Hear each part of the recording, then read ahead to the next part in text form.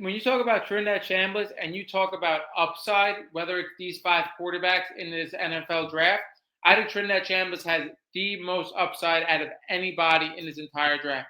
Why do I believe that? Because he's a true dual threat quarterback. And this is my biggest thing why this NFL draft class is somewhat weak to me, is just the lack of dual threats. When you look at, again, the top 10, top 15 quarterbacks, 12 of them could really run. It's just the Jared Goffs and the Matt Staffords and the Joe Burrows.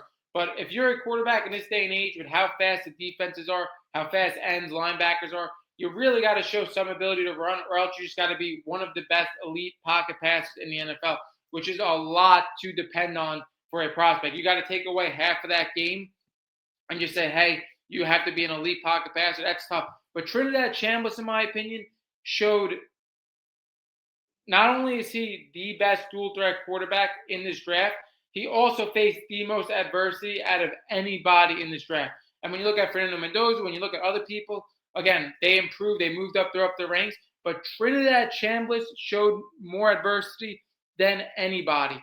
Was able to get through it, made Ole Miss go into a very, very deep run, and he was Superman for these runs. When you look at Trinidad Chambliss, him coming from a Division II school in Ferris State. Again, looking for that 6th year of eligibility. He's not going to get it, in my opinion. He's just never going to get it, even though they keep pushing for it. He's going to have to go within the NFL draft. I believe this is great for him because he's coming off a season where the iron's hot for him. And I do think in a weak quarterback class, he has the ability for somebody to look at him as a franchise quarterback. But the biggest con with Trinidad Chambliss, like I said, you've only seen him for 8 games, not a little more than 8 games, but you only seen him for a short sample size at the Division I level. When you look at Trinidad Chambliss, like I said, with the adversity he faced, when we came into the year, we thought Austin Simmons was going to be one of the best quarterbacks in college football. He was definitely the shoe-in for the starter. He gets hurt. Trinidad Chambliss takes the reins for Ole Miss and absolutely runs with it, never lets Austin Simmons get back on the field. So he handled adversity there, going from D2, committing to Lane Kiffin, getting that job, beating out Austin Simmons, not necessarily beating him out, I guess you would say, but you know what I mean? Like, when he got his opportunity, he ran with it. Not only that, his coach leaves him mid-season. This program had more noise than any other program in the country with all of Lane Kiffin's theatrics. And then Trinidad Chambliss leads them to plays away from a national championship where this team could have completely laid over. This guy faced more adversity and showed more character than anything. Also, another thing I have to say about Trinidad Chambliss, when the game was on the line, whether it was against Georgia or it was against Miami, this guy in the biggest moment was able to make tremendous plays. This guy has the most stones, in my opinion, out of anybody in this draft. That's an intangible to me. Now, like I said, his cons is obviously people aren't completely sold on him because he, again, came from a Division II school. We saw a very small sample size. Not only that, another reason why people aren't sold on him, because this guy's 6'1", 200 pounds. Again, he is on the smaller side. In my opinion, I want to cross off right away to 6'1", 200 pounds.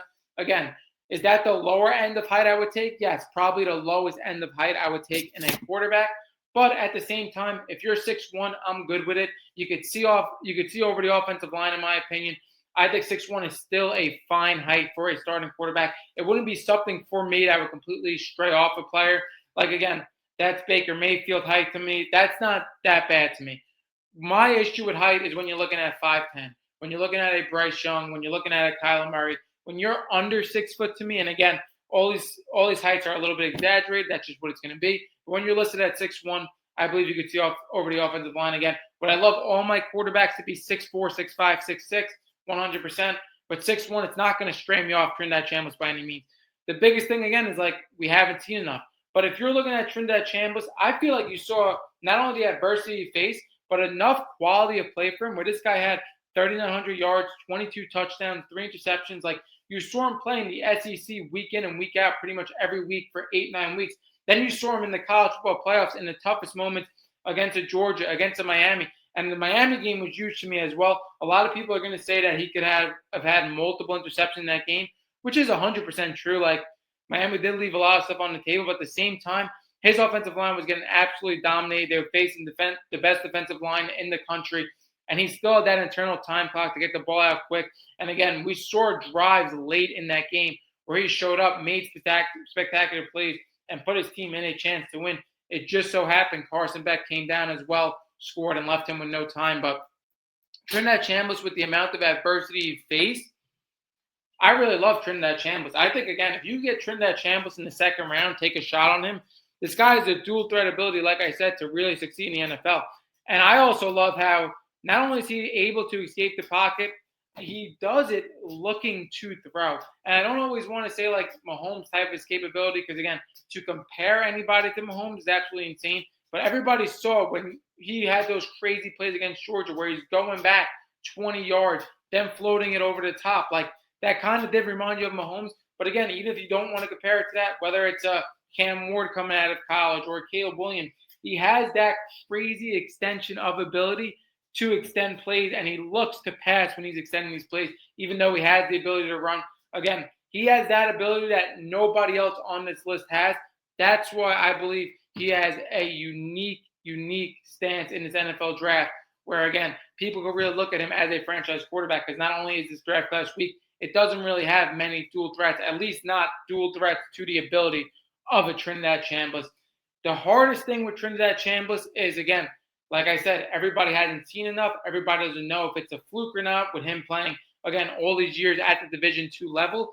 But this is where, if you're a scout, if you're an opinion maker, if you're a content creator, this is where things get hard.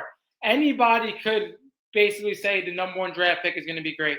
Anybody could say people have been waiting on for 3-4 years, like I said, whether it's a Trevor Lawrence, Andrew Luck, Caleb Williams, whatever the case may be.